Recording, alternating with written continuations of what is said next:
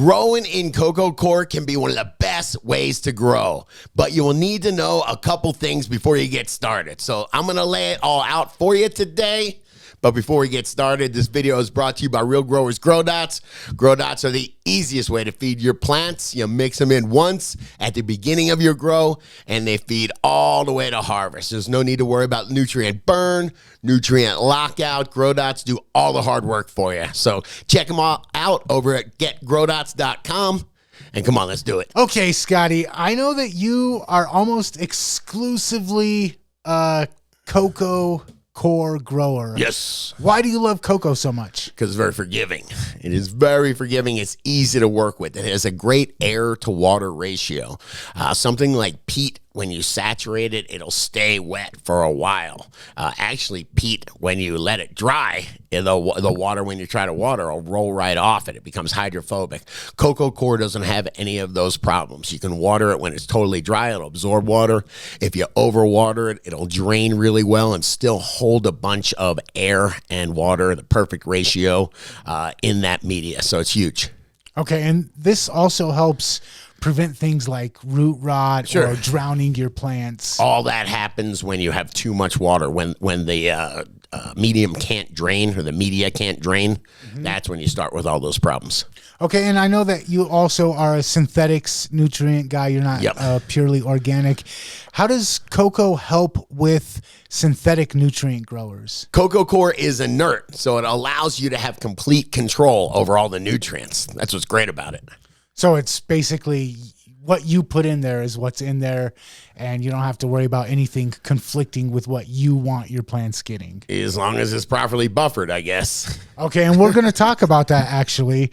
Real quick before we do, though. Sure. You mentioned peat, and I know that peat has some of the benefits. It's an inert media as well. You were saying, though, that peat is less sustainable. It's not as... I used to drive by. I used to have a grow that was right by a peat bog for years. Not years, months. I wondered what it was until I figured it out. Florida peat, and they scrape it. It's a layer of earth under the ground. It's millions of years old. It's they're not. I mean, I think if it gets more compressed, it becomes coal. But it is not a renewable resource. Coconuts. I was driving to my coconut farm when I was doing that. Coconut palms. They grow in salt water or in very salty areas. They're very easy to grow, they're fast growing, and they yield a lot of coconuts. So cocoa keeps replenishing, whereas peat, there's kind of, once we're out of peat, we're out of peat. Okay. So I'll call cocoa sustainable. It all does depend on how it's done. Okay, and where does most of the cocoa come from? It comes from like India, Sri Lanka. I think some of it comes from Thailand, but a lot of the cocoa I see comes from Sri Lanka. Okay, and it is a tropical plant. Yes. So that means that it's growing in very salty areas. Yeah, they grow. That's the great thing about coconuts. They'll grow right on the beach. I know we've all seen a coconut palm on the beach. For us, that's a little bit of an issue, though, because salt, sodium is terrible for our plants. So when they get that coconut husk originally, or when they get that coconut cores when they they're trying to get the nut out of the coconut so they can get the milk out of it and get the coconut water and all that stuff and the meat. So this is like a byproduct. The coconut core is a waste product. So then when I say core, it's not the entire husk. It's like the pith. It's like the dust that comes off the husk is what they're using. There's different quality cocoa cores. Some of them use a lot more of the husk than the others. And so, yeah, there's a huge variation in quality of cocoa core. But it grows right by the ocean, which means it's the cocoa core itself is saturated with a lot of sodium. Yeah, not only that, I mean, think about it. In Sri Lanka, they have more salt water, a lot more salt water than fresh water. So they're probably not they're floating these coconuts down a saltwater river or saltwater estuary, whatever you want to call it. Is an estuary salt? I don't know. Anyway, there's a lot of salt that are on these coconuts, and sodium. I don't know. Do you want to get into buffering now? Yeah, well, why is that a problem? First of all, why should I not want sodium rich media to grow my cannabis plants in? Because sodium will bond. It has, I'll have to get into a little bit of buffering, a little bit of chemistry, and I only know a little bit of chemistry. Wait. Before we do, Yes, though, sir. what does sodium do to my plants? Oh, it's terrible. Sodium's salt. So if you ever water your plants with salt water or have a salt, intrusion, I'm from South Florida, right by the beach. You have a hurricane of salt water comes onto your lawn or into your property. It's a mess for your plants. So coconut can grow in salt water, but cannabis can't. Correct. Okay. So I'm getting this core from the cocoa, and it's got a bunch of salt in there. Yep. I don't want my plants growing in that.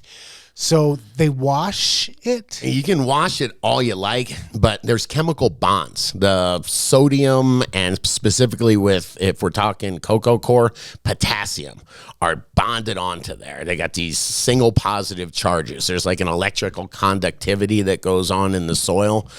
So they've got these positive charges that have gotten it bonded on. It's sodium and potassium are the two that you really want to work with.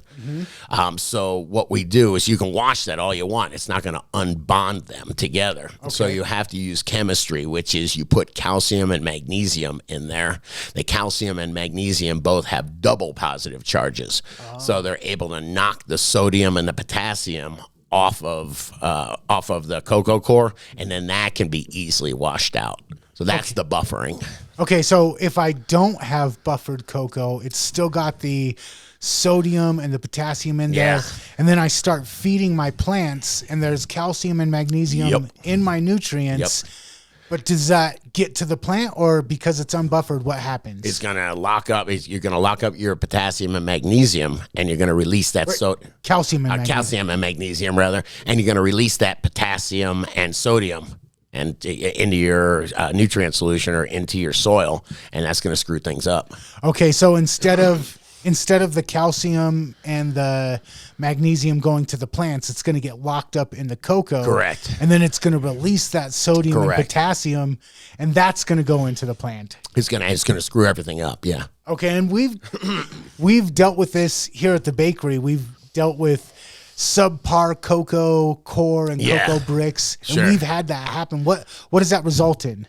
It results in a terrible looking plant. I mean, think about watering your plant with salt water, constant magnesium deficiencies. The magnesium is one that really shows up, but just problems. And then if it's releasing all that potassium and you're using a regular nutrient solution, you've got all sorts of nutrient imbalances now. So it makes everything screwy. Yeah, it sure does. So you want to wash the sodium out, or when I say wash, you want to chemically treat it so that sodium washes off of there.